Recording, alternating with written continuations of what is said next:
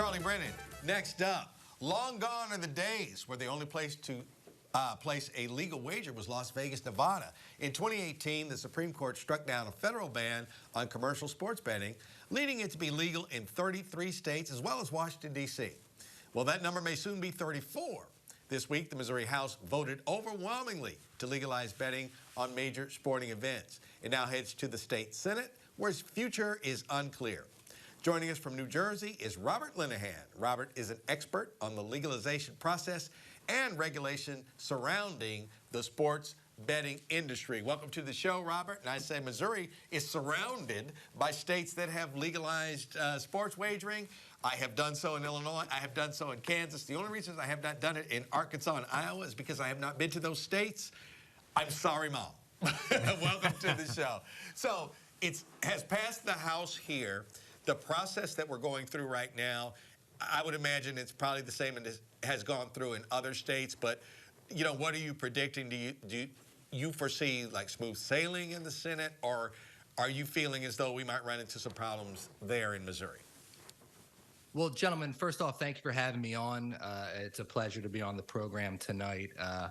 You know, and it's interesting that you asked me to give a prediction when my job is to report on gambling and sports betting in particular. Myself, I'm not too much into the prediction game, unfortunately. But you did mention, of course, if there would be smooth sailing in the Senate. I think the answer to that can be found from the 2022 legislation when a sports betting bill did pass through the House and did make to the Senate. And it encountered several hurdles from various politicians and a little something called video lottery terminals, which has yet to be solved in the great show me state. There does seem to be a lot of momentum behind legalization this year. But as I said, the controversial element, this VLT element, is definitely going to rear its ugly head. Also, I believe a few weeks ago you were discussing some of the more controversial bills. There's a gender-affirming bill right now being debated in the Senate that has really taken up a whole lot of time in that particular chamber. Hopefully there will be time to get to sports betting, but you know, we'll see in these last couple weeks of the 2023 session. Mr. Linnehan, I think the proposal in Missouri would levy a 10% tax on the betting. Is that typical? Is that high? That's low? Where does that stand vis-a-vis other states? It's lower than the national average. The national average is about, at last check, it's about 18 or 19%. So it would be a little lower than the national average. There have been some amendments floated to raise Representative Hux's bill, to raise the tax rate on the bill already. These amendments have failed. I believe one was to raise the rate to 15%. One would raise the rate to 21%. They all failed in committee, and they all failed on the House floor. However, I will say that Representative Hux has said that, you know, if the general consensus in the Senate is that the bill should be passed, but with a higher tax rate, he wouldn't stand in the way of it being legalized. He's not particularly married to that 10%. He would like to see it stay at 10%. But if that's the difference between legalized sports betting in Missouri and not having legalized sports betting, he'd be amenable to seeing that raise up a little bit. Our neighboring states, obviously with St. Louis, we're right here on the river with Illinois, and then Kansas City is right there with Kansas. What are the tax rates in those two states, if you know? Off the top of my head, I don't. Trying to keep track of 36 other states that have legalized sports betting is difficult. They're around this. They're around the national average. You know, really there are only a couple of states that really have incredibly high tax rates in the country. New York sits at the highest at 51%. New York is the largest sports betting market in the country, might be the largest sports betting market in the entire world. They can afford that 51%. Missouri, if it does legalize sports betting, it will have a nice market, but I don't know if it will be able to sustain the rate at which New York taxes sports betting. Mr. Linnehan, when casino gaming or gambling came to Missouri, some economists said that that disposable income spent on gambling on our river boats would come from industries like bowling and restaurants. How about sports gambling? If someone takes his or her disposable income and spends it on gambling, where is that person not spending that money? Do we know? You don't really know off the top of your head, or there aren't a whole lot of studies saying that where some of the, mostly it comes out of entertainment budgets. But what proponents of sports betting will tell you is that, obviously that there are several states that border Missouri that have sports betting. People that want to sports bet can simply go across the border to Kansas. They can go to a casino. They can place a bet at a casino. They can, simply place a bet on their phone. And then while they're there, they can shop in Kansas stores. They can eat in Kansas restaurants. It's taking tax dollars out of Missouri from places that you wouldn't typically think. So someone that would basically be eating in a restaurant in Missouri, they're not doing so when they're having a day. They're having a weekend in Kansas at a casino. They're eating at their restaurants. They're shopping at their stores. Money's flowing out of Missouri. Proponents will say, hey, look, let's legalize sports betting. One of the biggest weeks of the year, the Super Bowl, you're not going to have people going over to Kansas to spend money in Kansas. They're going to be staying right there in the Show Me State, spending money in the state's economy. And that's basically a big advantage of having legalized sports betting right now. Some of the headlines here are basically said that this bill that was passed by the House was the one that was favored by casinos and like our major sports franchises here in the state. What does that mean exactly? Is it basically saying that, Alvin can't open a restaurant that has like a sports gambling license? It has to take place in these places? Or why do they favor the bill as it is that just passed in the House? Well, there are two reasons. That's a great question. Basically, the professional sports franchises, the 6 professional sports teams in Missouri, would be eligible for retail and online sports betting licenses. They would be able to have a sports book in their arena, in their stadium. They'd be able to partner with online sports betting operators, someone such as FanDuel or DraftKings, and offer online sports betting. The casinos would obviously be able to offer retail sports betting and have sports books in their facilities, and they would also be able to partner with online sports betting operators. So basically, this really limits sports betting to those entities, either professional sports teams in Missouri or the 13 casinos in the state. Nobody else would be able to offer sports betting. The second issue, and one that I mentioned before, is this bill does not include a component to legalize video lottery terminals. Video lottery terminals are basically described as gray machines. They're gambling machines that are unregulated. They're not taxed. You can find them in Missouri truck stops throughout the state, various entities that have liquor licenses, various rest stops, and they're basically like electronic slot machines that also offer some other gambling games. This bill does not include a component to legalize them. That is a big reason why sports betting did not get legalized in 2022. The professional sports teams and the casinos, all throughout the committee hearings this legislative session, basically begged Missouri lawmakers to bifurcate the issues. They don't have a problem with legalizing these video lottery terminals. They don't have a problem with them being regulated. But they said, let's split these two issues. Let's take them one at a time. Let's see if we can legalize sports betting first, and then you can do what you want to do with these video lottery terminals. The politicians heard them loud and clear. There are 2 bills that have made it, obviously one passed the House. There's one on the Senate floor right now. They're strictly sports betting bills, and that's pretty much the direction they're going in right now for this legislative session. All politics is local, but I'm not kind of getting it. So why would someone want or not want the video gaming either legal or keep it illegal? What is that about? Well, proponents of the VLTs will say that it's basically the same argument for legalizing sports betting. It's going on. These video lottery terminals. They are in the various entities that I mentioned in the state.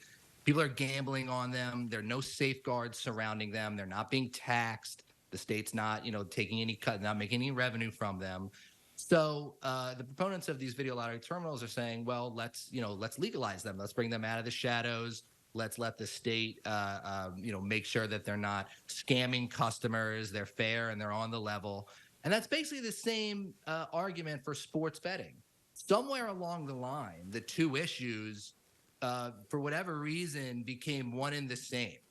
In 2022, every bill that was brought forth in either the Senate or the House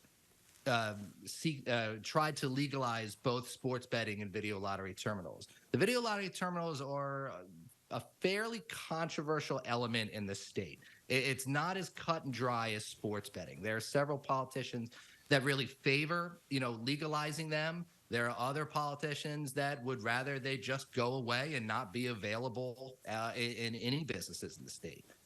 Basically, the direction they've taken this year is just saying, okay, we're going to still address these issues, but they're not going to be intertwined for this session. One of our great broadcasters in St. Louis history was Jack Buck, who in 1999 wrote his autobiography. It was called That's a Winner. And I think he used to like to play the horses, but he also said in that book that he thought that people on public assistance should not be in casinos because the house always wins and people have to realize that. My question would be, are the people least able to afford betting the ones who are likely to be sports betting when it's legalized in Missouri? Well, there's an interesting way of approaching that, because right now, if you want to bet on a game in Missouri, you can bet on a game in Missouri. You can simply Google Missouri sports betting. You'll find a number of offshore books that are very easy to deposit money, very easy to place a bet. They look official. They look legal. They're all offshore. They're unregulated. They are highly illegal in the country, and people bet and use them all the time. Missouri right now, Missourians, the AGA every year reports that there are billions upon billions of dollars bet illegally with these unregulated offshore markets. So while this is happening right now, the argument is, hey, look, let's legalize this. Let's bring it out of the shadows. If someone has a problem, the bill specifically states that $500,000 a year will be earmarked for the compulsive gambling fund in the state. If someone has a problem, this will allow the state to fund particular programs that will get them help to address their problem gaming, to address their addictive gaming problems. Right now, there aren't so many programs in Missouri for this. They're not as well funded as they would be with legalized sports betting. Basically, the state wants to provide, or proponents of sports betting say that the state will be able to provide safeguards. They'll be able to provide regulations for the market, consumer safeguards that, these offshore books, these illegal ways of making sports bets do not. If you want to call customer service for one of these sports books that are in the Cayman Islands, good luck. You're not going to find anybody. If you need help, you're not going to find anybody. And, you bring in DraftKings, you bring in FanDuel, you bring in the other regulated books. Their responsible gaming messages are always loud and clear. They have usually someone 24/7 to help people that need help. And that's basically the argument to sort of bring this in and have everything on the up and up. Go ahead. Oh, well, I was just going to ask you, we know the payout for slot machines, that's regulated. We know generally speaking, how much money people make when they play their number in the state lottery. Any idea across the land how much the consumer actually makes when it comes to sports gambling in America today? When you mean the consumer, do you mean the sports bettor? Do you mean the sports book? The sports bettor. That's right. you know, your average Joe who's betting on a Cardinals game, what's the likelihood, or how many cents on the dollar is he likely to take home? Well, you mentioned the great Joe Buck, and as he said, the house always wins. You're not going to make a living sports betting. It's purely for entertainment purposes. It's not something that you're going to make a living doing. It's always the books themselves will even tell you that it's always important just to gamble responsibly and follow responsible gaming. In terms of what the average sports bettor makes a year or makes on a bet, I don't have those numbers. But anecdotally, from anyone that you've ever talked to about sports betting, if they say they win all the time, they're lying. They're very much lying. Professional bettors, people that do make a living on it, I think usually their success rate, if they're an elite game picker, is usually about a 55% accuracy rate. And that's for the tops of the top. You're not going to make hundreds upon thousands of dollars on sports betting. Purely for entertainment, people will say if you go to a casino, treat it as a night out, you'd probably do the same thing for sports betting. Never gamble over your means, never gamble the money you don't have. Understand that it's a risk, it's for fun, and you're not going to make a lot of money doing it. That's why the sports books are here. That's why the operators are still in business. I'm ashamed to say that I knew that 55% number. All right, so we're talking money now. All right, now when you're proposing these things in states, I'm sure you can look at other states and say, like, okay, you can do what you want to, but this is how much this state is bringing in on legalized gambling. I think September 1st was when Kansas officially, went into doing their thing. So that's the 9th month. So they've had 6 months. Do you have any numbers? And I know Illinois is so much a bigger state than Missouri is that it might be hard to compare the two. But as far as Kansas is concerned, or was a number thrown out when we were having the debate in Missouri that once this passes, you can pretty much be assured that the state will bring in X amount of tax revenue? Is that number out there? It is. There have been fiscal estimates, and there have been fiscal estimates that have been attached to the bill at market maturity. Usually, it takes a couple years for a sports betting market, a sports betting state to reach maturity. At maturity, and if this is assuming that there's going to be a 10% rate on adjusted gross revenues, which basically means that sports books will be able to deduct promos and bonus money that they give to customers from their taxable base. At market maturity, which they believe will happen in, I think, fiscal year 2025, Missouri can expect between $19 to $29 million a year for education, sports betting tax revenue for education. Also, 10% will be earmarked to cities that have casinos as well. That's at market maturity.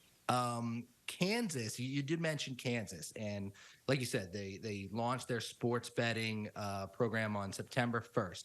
Their estimates, the Kansas Lottery estimated that sports betting would generate $1.8 million in tax revenue in the fiscal year of 2023. Their fiscal year ends July 1. From September through January, they already brought in $2.7 million. They've already eclipsed their estimate for the fiscal year. Obviously, Kansas, you had the Chiefs in the Super Bowl. You see my Philadelphia sign back there. You had the I'm Chiefs sorry, man. over the Eagles. That's okay. That's all right. So there was a lot of buzz for the Super Bowl in Kansas. There would have been, we could get to some numbers later if you like. There was a lot of buzz in Missouri for the Super Bowl as well. And, these numbers, have so far surpassed all estimates. It'll be really interesting to see what happens, what they do for the entire year. But so far, they've surpassed their estimates. And I would imagine Missouri could expect the same. Missouri is a great sports state. The bill allows betting on college sports, which is another big market. And, if it's legalized, we'll see what happens. And a lot of those dollars were Missouri dollars. going over to Kansas, especially, I mean, Kansas City, literally. Yeah, I don't know if you've been there, but I mean, you're 3 miles away from technically the casino, nearest one. So a lot of that was Missouri money going to Kansas. It was, and I do have some numbers. There's a company called GeoComply, which provides geolocation services for online sports betting operators. They're basically the ones that will map out sort of the the digital area of a state where bets will be legalized. So, obviously, if you're in Missouri and you have a DraftKings app on your phone, for example, and you tried to place a bet, this company would block that bet from taking place because Missouri obviously does not have legalized sports betting. If you walk a foot into Kansas, you'll be able to place a bet from your phone. The technology is so precise, but they like to publish numbers now and again for states that are considering sports betting legalization. Over the Super Bowl weekend, there were 250,000 attempts made in Missouri to place a bet that were blocked by this company. 250,000 people tried to place bets on the Super Bowl in Missouri for the Super Bowl weekend. In Kansas, there were 2.2 million legal bets placed for Super Bowl weekend. that just shows just the hunger and the appetite that Missourians have for sports betting right now. I mean, people know that it's not legal, but it didn't stop them from trying to place bets from their phones using their FanDuels or their Barstool apps or anything else that they had. The hunger is there, and like I've said before, and like you just mentioned, if they want to, they could just cross the border. They can go to any number of Kansas City casinos. There have been reports that restaurants and bars on the border of Kansas on game days, people flock to them. A lot of Missouri plates. They watch a game, they bet on games, and that's money that could be staying in Missouri. Now, for every dollar, getting back to a previous point, though, if millions of dollars are being spent on sports gambling, aren't there businesses in other industries which are seeing those $1 million lost because Bob or Sally aren't patronizing that business? Now they're spending some of their money anyway on sports gambling. Absolutely. I mean, basically, retail sports books, casino sports books, they very much do not do the same numbers as online sports books. In terms of other businesses, in terms of like entertainment businesses, restaurants, things like that, I don't have any numbers on that per se. But yeah, I think you would, it's only common sense to think that, hey, look, if you're going to be betting on a couple games here and there, maybe you're not going to go to the movies one week, or, if you're gambling responsibly. Okay, kind of going back to what I first said, like, okay, so let's say there's this guy named Alvin, and he lives in this municipality called Kirkwood, and there's a couple of places, restaurants, whatnot, that are now, shuttered. How does it work ever that maybe Alvin could like hook up with DraftKings or FanDuel and actually take it out of a casino and put it in a nice, comfortable, affluent community and like do the business like that? Is any state allow that, or am I just taking like impossibility here? I'm not quite sure I'm understanding what you're asking. I'm saying that why does it have to be in a casino? Why does it have to be legislated like that? If my municipality said like, hey, it's fine. We don't mind if you open a restaurant that, has adequate security, parking, XYZ, that the people who come here can make a legal sports wager. Well, bookies have been doing that for centuries. I mean, I want to do it legally now. Because the guys who wrote the bill are the ones who have the casinos and the sports teams. Yeah, I get that. I'm just saying, could there be a push in a state to say, like, we need to take, people don't want to come to a casino. We think our state can make more money if we took it out of the casino. Like, the casino can have it, but I think we can make more money if we did it a little more, I don't want to say family-oriented, but in a way that you didn't have to go to a casino. There are some people that just despise casinos. Absolutely. Well, I mean, hey, look, if this bill gets passed in Missouri, you won't have to go to a casino to place a bet. You can place a bet from your phone in your house. Obviously, the operators, the online sports betting operators, would have their licenses tethered to brick and mortar casinos, but you'll be able to bet from your phone wherever you want. In terms of if you're going to go to a specific business, Yes. say, and place a bet, there are states that offer sports betting kiosks. That has been a big business in Ohio, Maryland. There are thousands of licensed Ohio sports betting kiosks. You can find them in, I don't know if you have lottery kiosks in Missouri where you can buy lottery tickets. Okay. But they act with the same principle. Supermarkets, bars, restaurants have these kiosks that will allow patrons to place simple bets. You're not going to be able to place like a 13-leg parlay on, European ping pong with these.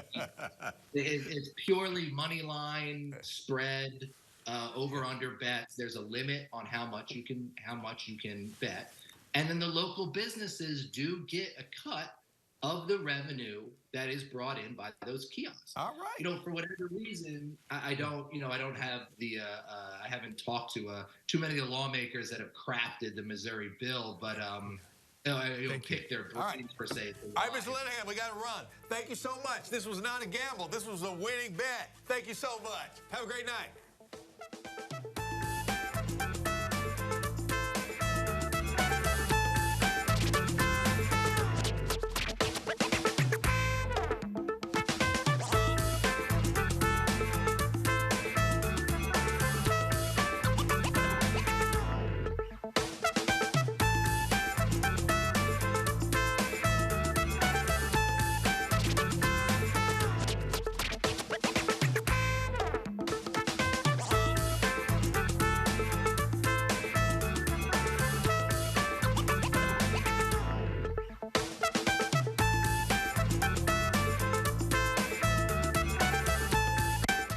Donnybrook is made possible by the support of the Betsy and Thomas Patterson Foundation and the members of 9PBS.